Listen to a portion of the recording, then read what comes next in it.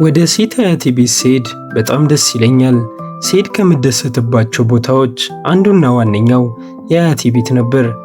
በባህር ዳር ያለ አሮጌ ቤት ነበር። በግቢ ውስጥ የነበሩት አበቦች የግቢውን መዓዛ ልዩና ሳቢ አድርገውታል። ሁሌም ክረምት እሷ ጋር ነበር የምቆየው። ሴት አያቴ ስሟ ኤላራ ይባል ነበር። ሰዓሊ ነበረች። በጣም የሚያማምሩ ስዕሎችን ትስል ነበር። በጣም ስዕል መሳል ከመውደዷ የተነሳ እጆቿ ስዕሎቹን በምስልበት ቀለም ውስጥ አይጠፉም። ቁጭ ስንል ወይም ለማውራት ምቹ ሁኔታ ሲኖሩ የሚያማምሩ ነገሮችን በየቦታው ታሳየኝ ነበር።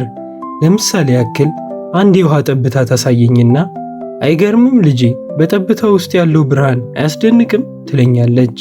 ቀጥል አድርጋ ደግሞ በሰው አይን ውስጥ ያለውን ተነግሮ ማያልቅ ታሪክ ትነግረኝ ነበር። ነገሮችን በጥልቀት የምትመለከትበት እይታ ያስገርመኝ ነበር። ከሁሉ በተለየ ግን ከአፏ ማትነጥለው በተደጋጋሚ የምትነግረኝ ስለተሰባበሩ ነገሮች ነበር። ይህን ስላችሁ አንድ ነገር አስታወስኩኝ። 11 ዓመቴ ሳለ በጣም መወደውን ብርጭቆዬን ሰበርኩት። ለሁለት ተሰነጠቀ። ሚያምር ሰማያዊ ብርጭቆ ነበር። ሁለቱን ቁራጮች በእጅ ያስኳቸው። በጣም አዝኜ ነበር። ማልቀስ ጀመርኩ። ሁለቱን ቁራጮች ወደ አያቴ ይዣቸው ሄድኩ። እሷም እንደኔ የምታዝን መስሎኝ ነበር። ነገር ግን እየሳቀች እንዲህ አለችኝ፣ አትዘኚ፣ ድሮ ከነበረው በይበልጥ ቆንጆ እናደርገዋለን። ጠረጴዛዋ ጋር ወዳለው መቀመጫ ወስዳ ቁጭ እንድል አደረገችኝ። በማጣበቂያ ስብርባሪዎቹን አጣበቀቻቸው። ከዛም አንድ አስደናቂ ነገር አደረገች። በስዕል መሳያዋ ብሩሽ የተለያዩ ውህዶችን በመጠቀም ሚያምር ወርቃማ የሚመስል ቀለም ፈጠረች። ከዛም ብሩሿን በመጠቀም የተሰነጣጠቁትን መስመሮች ቀባቻቸው። እነዚህ የተሰነጣጠቁ የነበሩት መስመሮች አሁን ወርቃማ ሆኖ ማብረቅረቅ ጀመሩ። የተሰበረው ብርጭቆ ከመሰበሩ በፊት ከነበረው በይበልጥ አማረ። ከዛም አያቴ በመቀጠል እንዲህ አለችኝ፣ በሕይወትሽ ልክ እንደ ብርጭቆ አንቺን በሚያጋጥምሽ የሕይወት ፈተናዎች ልትወድቂና ልትሰበሪ ትችያለሽ። ያ ማለት ግን አብቅቶልሻል ማለት አይደለም። የአዲስ ነገር ጅማሮ ነው። ይሄ አሁን ፊት ለፊትሽ የምታየው ብርጭቆ መሰበሩ ልዩ እንዲሁም ጠንካራ እንዲሆን አድርጎታል። ለአንቺም ቢሆን ተመሳሳይ ነው።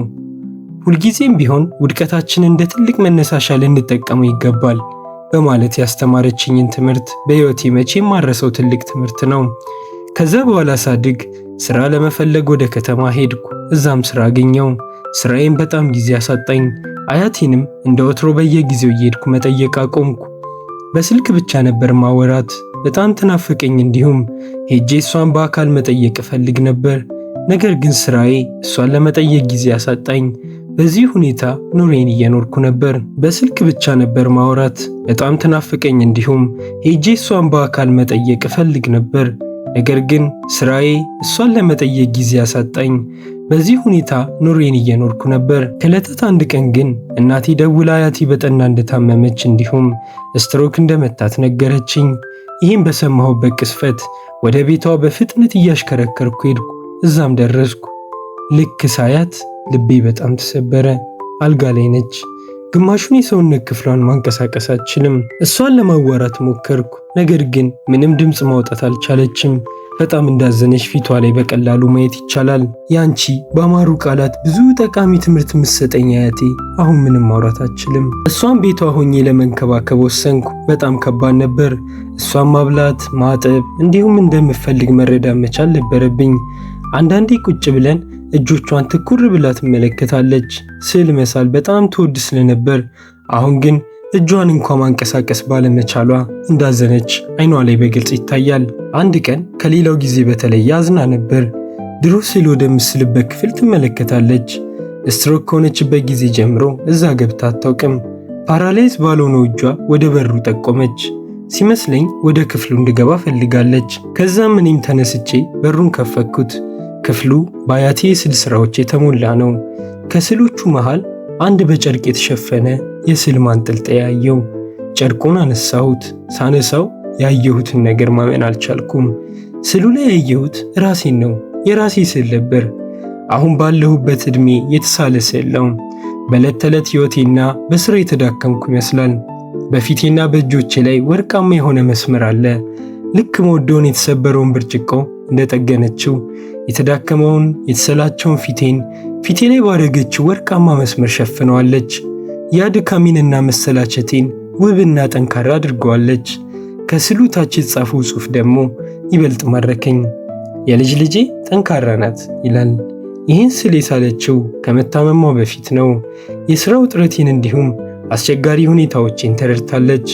ጠንካራ ለመሆን እንዲያስችለኝና እንደ ስጦታ ለመስጠት ነበር ያሰበችው። ስዕሉን ይዤ እሷ ወዳለችበት አመጣሁት።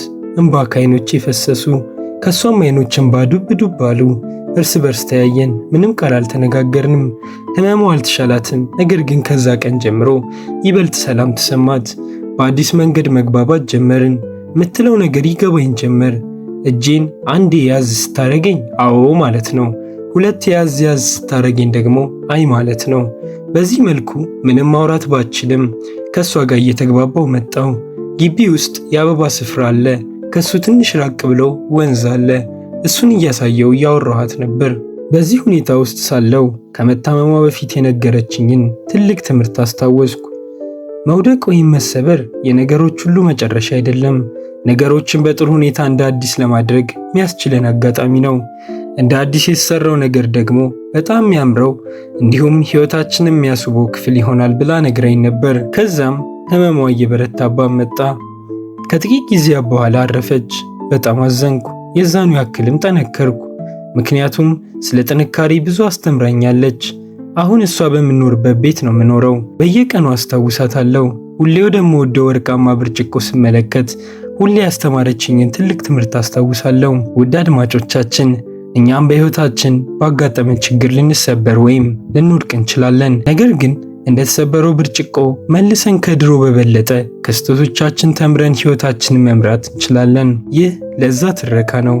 በየጊዜው ይህን የመሰሉ ለዛ ያላቸው እንዲሁም ለጆሮ የሚስማሙ ትረካዎችን ለማግኘት ሰብስክራይብ ያድርጉን። እናመሰግናለን።